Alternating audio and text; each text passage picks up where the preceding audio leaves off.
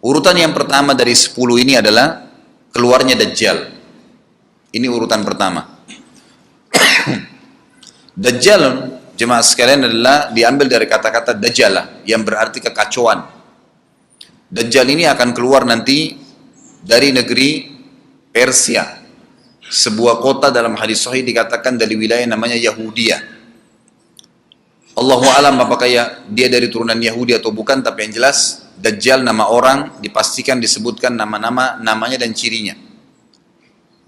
Dan dia akan diikuti dari wilayah Yahudiyah tadi, di wilayah Khurasan, kalau sekarang wilayah Iran, negeri Iran sekarang. Diikuti dengan 70.000 dari orang-orang Yahudi Khurasan.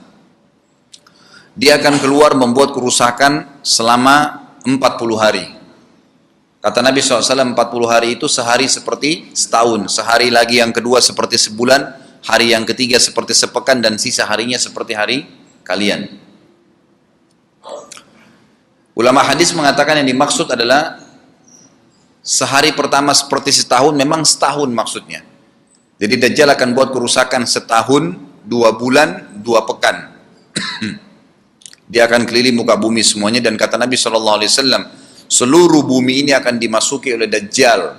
Tidak tertinggal satu lorong, gang, jangankan kota atau desa, kecuali Dajjal akan masuk ke dalamnya, kecuali Madinah dan Mekah. Tidak bisa dimasuki oleh Dajjal. Kata Nabi SAW dalam hadis sahih, karena di setiap pintu gerbang Mekah dan Madinah, malaikat menghenuskan pedangnya dan menghalau Dajjal sehingga Dajjal tidak bisa masuk. Ciri-ciri Dajjal disebutkan dalam banyak hadis yang sahih adalah mata kanannya yang paling pertama rusak seperti anggur kering. Kata Nabi SAW dalam hadis sahih, ketahuilah Dajjal buta mata kanannya dan Tuhan kalian tidak buta, karena dia akan mengaku sebagai Tuhan. Mungkin Bapak Ibu tanya, bagaimana bisa orang mau mengikuti dia?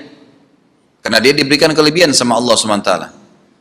Dalam hadis sahih juga disebutkan kalau dia masuk ke dalam sebuah tempat, lokasi, wilayah, dan dia mengaku sebagai Tuhan, orang-orang ikutin, maka wilayahnya jadi subur, peternakannya jadi banyak, hujan turun dari langit, tanaman-tanaman mereka jadi subur. Memang fitnah, Allah turunkan tanda-tanda hari kiamat. Kalau wilayah itu tidak beriman kepada dia sebagai Tuhan, maka jadi kering, tandus, cobaan dari Allah Subhanahu Wa Taala. Makanya kata Nabi SAW disebutkan cirinya Dajjal mata kanannya rusak dan seperti anggur yang rusak. Ya. Kemudian dia orangnya memiliki kulit yang kehitam-hitaman serta memiliki dahi yang lebar.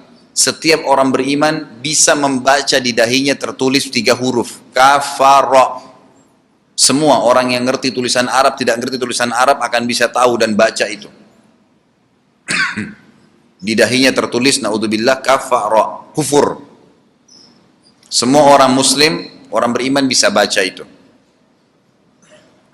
Rambutnya keriting dan orangnya tinggi besar. Dia akan mengaku sebagai Tuhan, dan Dajjal akan diikuti kata Nabi SAW dengan pohon, dengan gunung, bergunung-gunung makanan. Allahu a'lam maksudnya bergunung-gunung ini seperti apa, tapi Dajjal kemungkinan besar memiliki banyak sekali persiapan yang dia akan berikan kepada wilayah-wilayah yang beriman kepadanya. Kata Nabi SAW, kalau kalian dengar Dajjal keluar di satu lokasi, maka menghindarlah. Walaupun kalian harus lari ke gunung, tapi kalau seseorang di antara kalian bertemu dengannya, maka kokohkanlah, artinya kuatkanlah iman kalian walaupun kalian harus dibunuh. Dajjal ini memiliki di tangan kanannya api, kelihatan besar, Allahu alam di telapak tangan atau di sebelah kanan tubuhnya. Kemudian di sebelah kirinya itu memiliki air yang sejuk seperti sebuah lautan yang luas. Sebagian ulama hadis mengambil hadis ini dengan letter-letternya, artinya dia memang punya api yang sangat besar untuk menghukum orang-orang yang tidak beriman pada dia, dan dia memiliki sungai atau lautan yang luas, airnya sejuk dan dingin bagi orang yang ikut kepada dia. Kata Nabi SAW, kalau kalian ditangkap oleh Dajjal, Hadis begini, kalau kalian dengarkan Dajjal, carilah tempat yang jauh dan jangan seseorang di antara kalian berkata, imanku kuat, aku akan menghadapinya. Karena bisa saja dia mengatakan itu, ternyata pada saat ketemu dia jadi pengikutnya. Tapi kalau kalian bertemu, kokohkanlah pendirian kalian dan yakinlah Dajjal, ya, di tangan kanannya ada api dan di tangan kirinya ada lautan. Kalau kalian tertangkap, maka pilihlah yang di tangan kanannya, yang api. Dan ucapkanlah bismillah. Pada saat kalian pun harus dilemparkan ke api itu, ketahuilah api tersebut adalah lautan yang dingin. Terbalik, air yang dingin di tangan kirinya sebenarnya itu adalah api neraka yang panas. Maka kita diajar oleh Nabi Sallallahu Alaihi Wasallam. Dajjal terus aja banyak pengikutnya, akan diekspos seperti kita tahu sekarang. Luar biasa bagaimana media dalam sekejap saja sudah bisa tersebar di sana sini beritanya.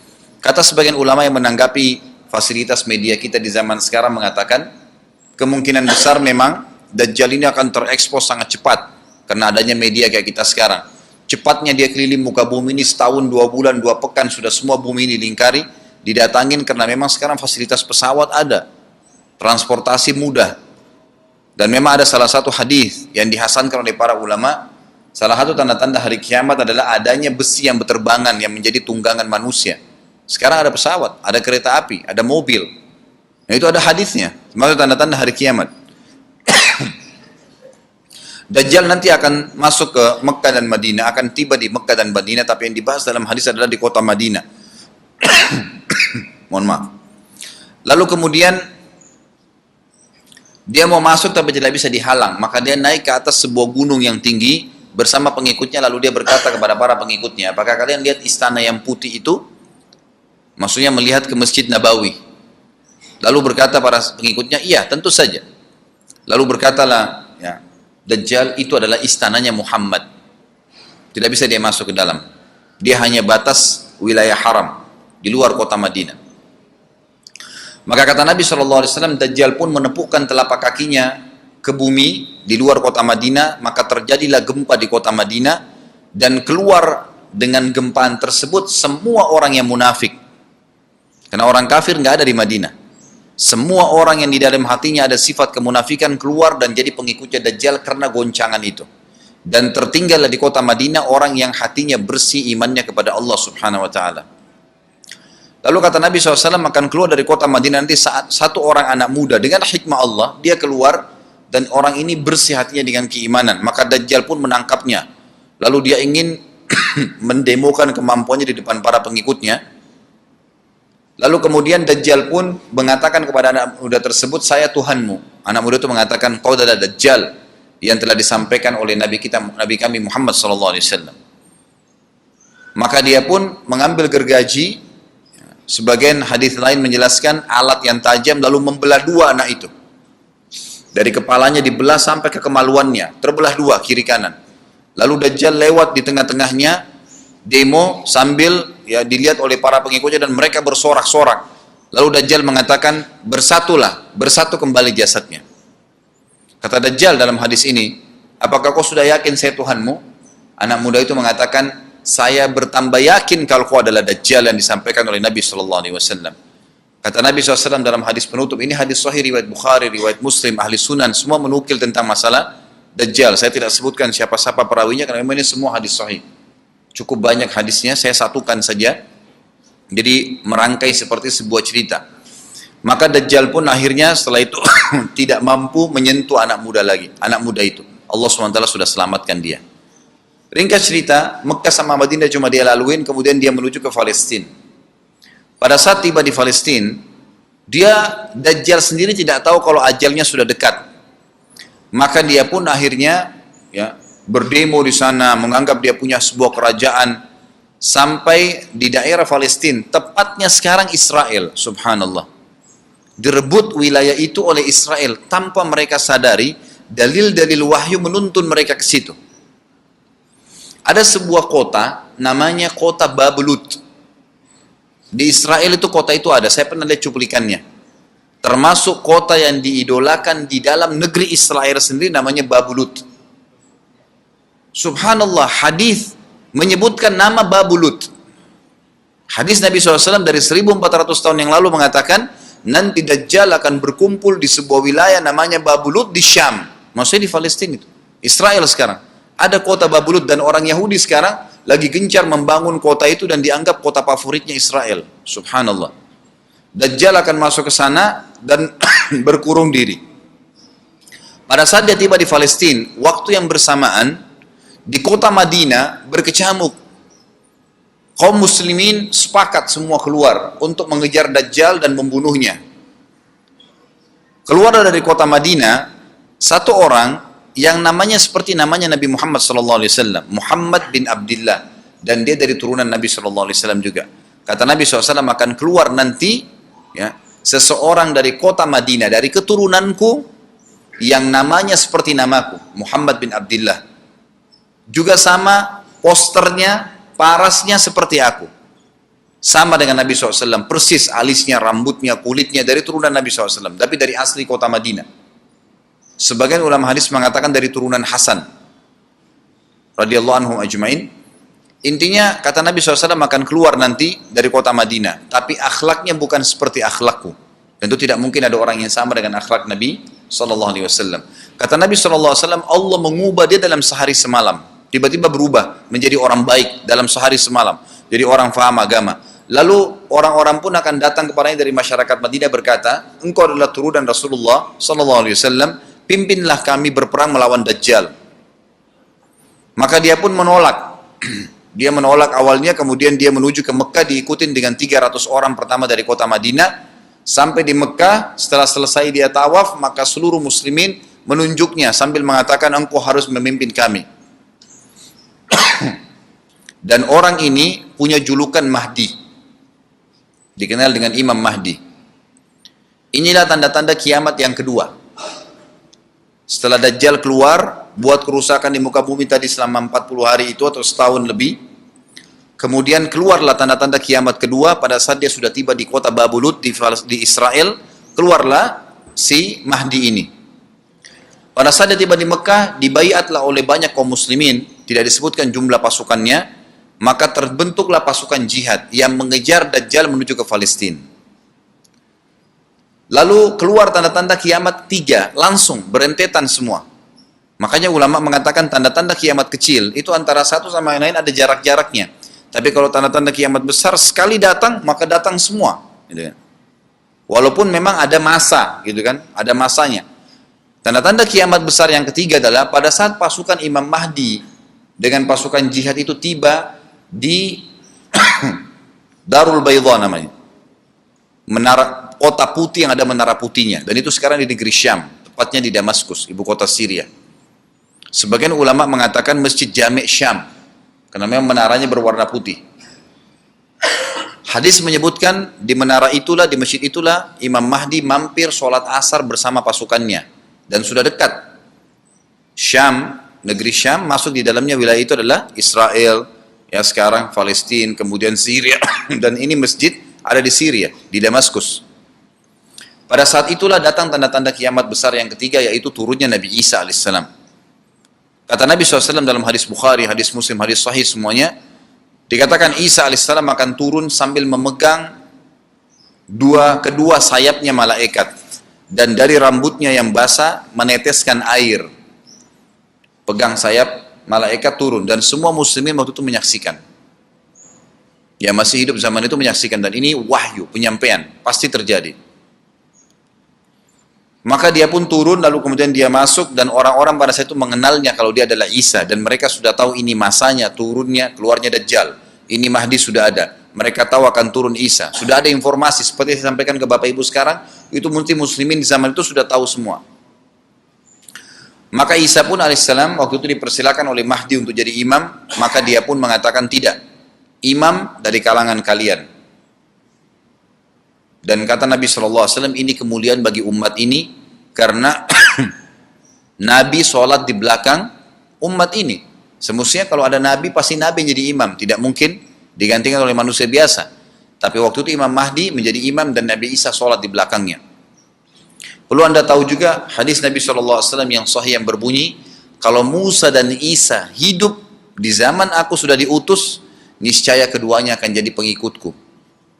Jadi memang kena kebenaran agama ini dibawa oleh Nabi SAW. Baik, sholatlah mereka, kemudian mereka menuju ke Palestina. 3 tanda-tanda kiamat sekaligus terjadi. Pada saat menuju ke Palestina, tiba di pintu gerbang Babulut. Dan di wilayah Babulut ini, kata Nabi SAW, nanti Isa akan masuk dan membunuh Dajjal. Dan setelah membunuh Dajjal, maka seluruh pengikut Dajjal dari kaum Yahudi akan bersebaran sembunyi di bawah batu dan pohon, di atas batu dan di bawah pohon. Semuanya batu dan pohon itu akan berbicara kepada setiap pasukan mujahidin, berkata, wahai muslim, ini Yahudi di atas saya atau di bawah saya. Batu bilang ini Yahudi yang sembunyi, yang pohon mengatakan, wahai muslim, ini Yahudi, bunuhlah dia. Maka dibunuhlah orang-orang Yahudi tersebut yang menjadi pengikut Dajjal oleh kaum muslimin. Kecuali satu pohon, namanya pohon Garqat. Pohon Garqat ini pohon yang daunnya kadang-kadang agak kering dan ada duri-duri, ya, batangnya ada durinya.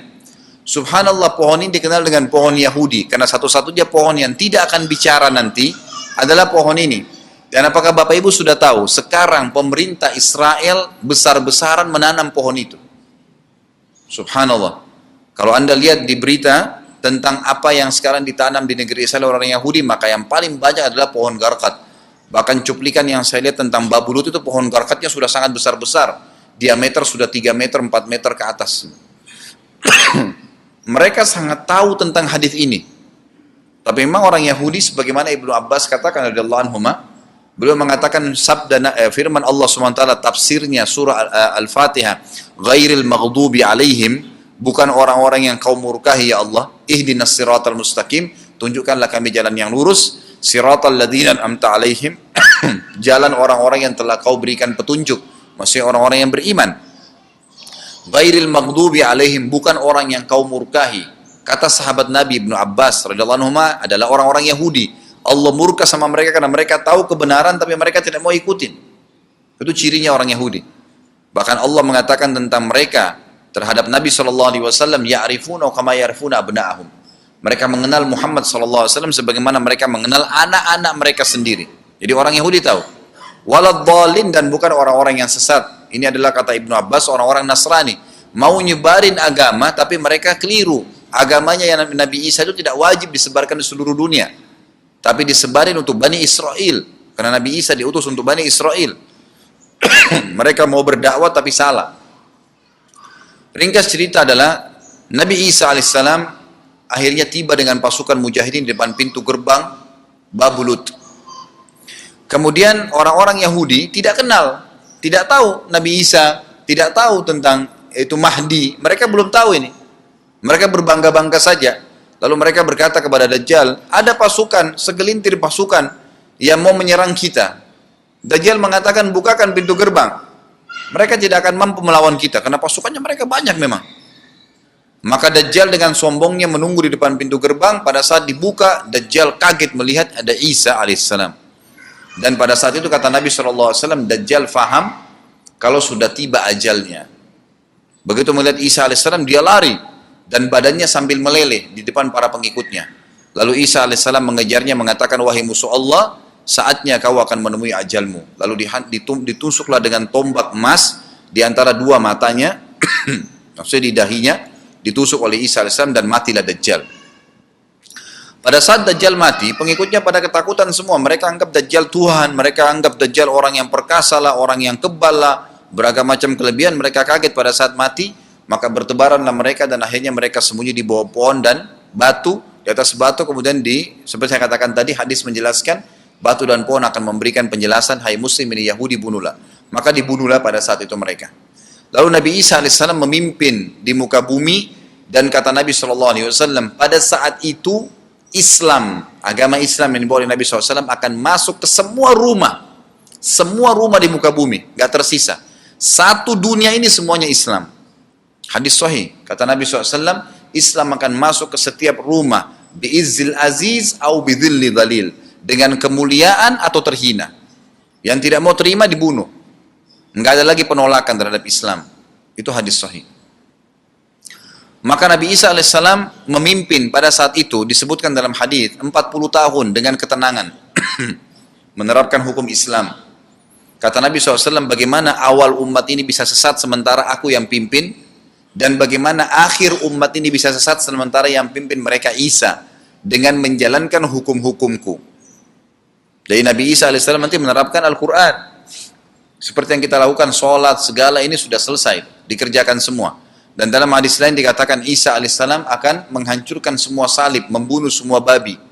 Enggak ada seekor babi pun hidup di muka bumi pada saat itu, semua salib dihancurkan, dan yang menjadi tidak ada agama lain. Semua, Nasrani, Yahudi, Hindu, agama apa saja habis semuanya. Semuanya beriman kepada Allah subhanahu wa ta'ala dan menjadi muslim.